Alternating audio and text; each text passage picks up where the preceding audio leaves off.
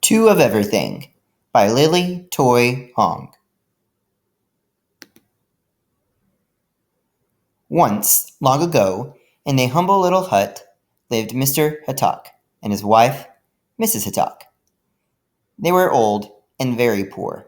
What little they ate came from their tiny garden. In a lucky year, when the harvest was plentiful, Mr. Hatak had a little extra to take to the village. There, he traded turnips, potatoes, and other vegetables for clothing, lamp oil, and fresh seeds. One spring morning, when Mr. Hatak was digging in his garden, his shovel struck something hard. Puzzled, he dug deeper into the ground until he came upon an ancient pot made of brass. How odd, Mr. Hatak thought to himself. To think that I have been digging here all these years and never came upon this pot before. I will take it home. Maybe Mrs. Hatak can find some use for it. The pot was big and heavy for old Mr. Hatak. As he stumbled along, his purse, which contained his last 5 gold coins, fell to the ground. He tossed it into the pot for safekeeping and staggered home. His wife greeted him at the door. "Dear husband, what a strange pot!" Mr. Hatak explained how he found the pot.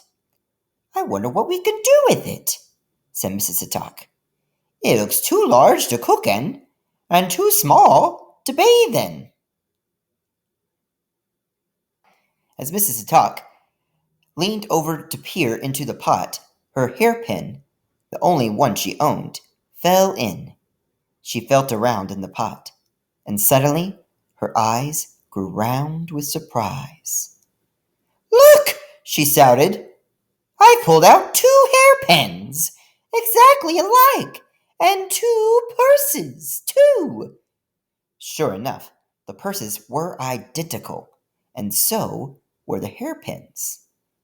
Inside each purse were 5 gold coins. Mr. Hatak was so excited, he jumped up and down. "Let's put my winter coat inside the pot. If we are lucky again, the pot will make 2 coats. Then we will both stay warm." So, into the pot went 1 coat, and out came 2 coats.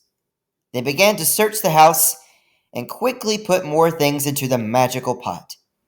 "If only we had some meat," wished Mr. Hatak, "or fresh fruit, or some delicious sweet cake." Mrs. Hatak smiled. "I know how we can get anything we want," she said.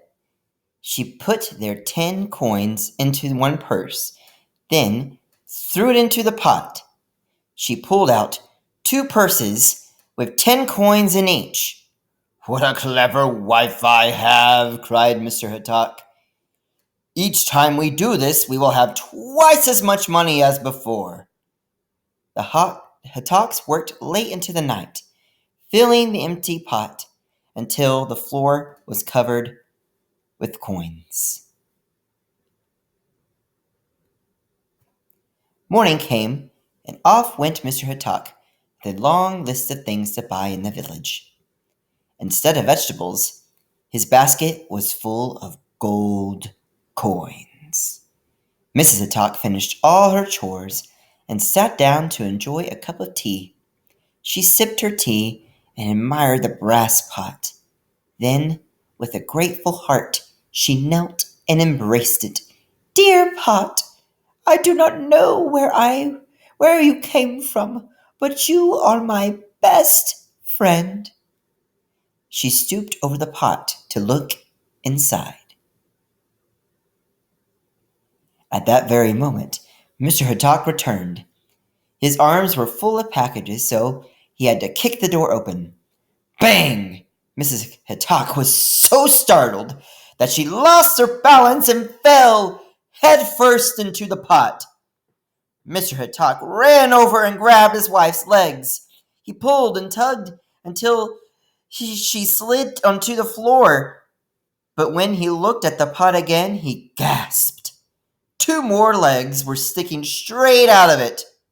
Naturally, he took hold of the ankles and pulled, and out came a second person, and she looked exactly like his wife. The new Mrs. Hatak sat silently on the floor, looking lost. But the first Mrs. Hatak cried, I am your one and only wife. Put that woman back into the pot right now. Mr. Hatak yelled, No! If I put her back, we will not have two women, but three. One wife is enough for me. He backed away from his angry wife and tripped and fell headfirst into the pot himself. Both Mrs. Hitaks rushed to rescue him. Each grasped an ankle, and together they pulled him out. There were two more legs inside the pot, so they pulled out the other Mr. Hatak, too.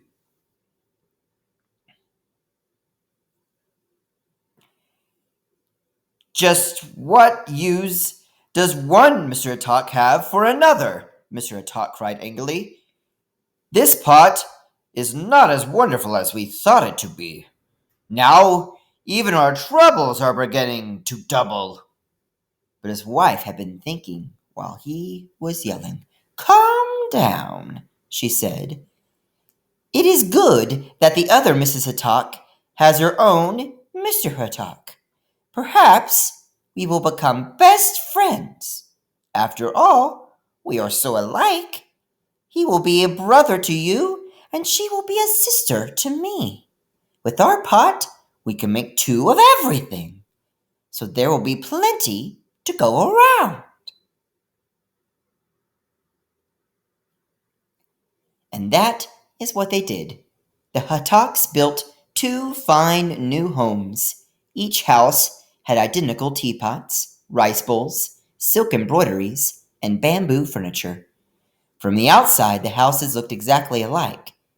But there was one difference. Hidden in one house was a big brass pot. Of course, the Hataks were always very, very careful not to fall into it again.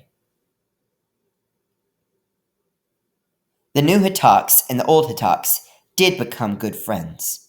The neighbors thought that the Hataks had grown so rich that they decided to have two of everything, even themselves. The end.